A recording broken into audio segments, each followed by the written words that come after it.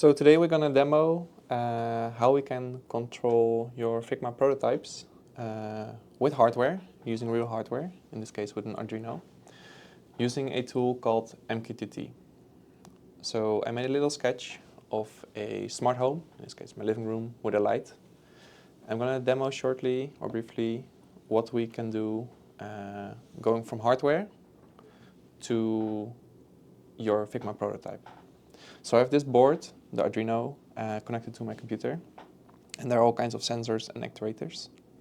And one actuator is a little button, a simple button, and whenever I press that, you can see that in the Figma prototype, it shows that the button becomes active.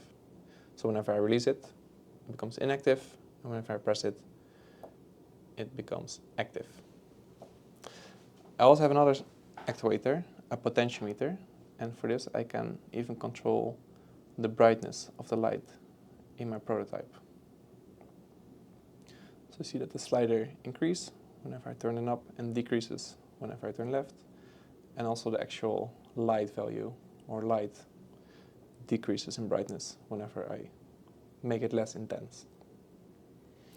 So how does this work? That's what we're gonna figure out today.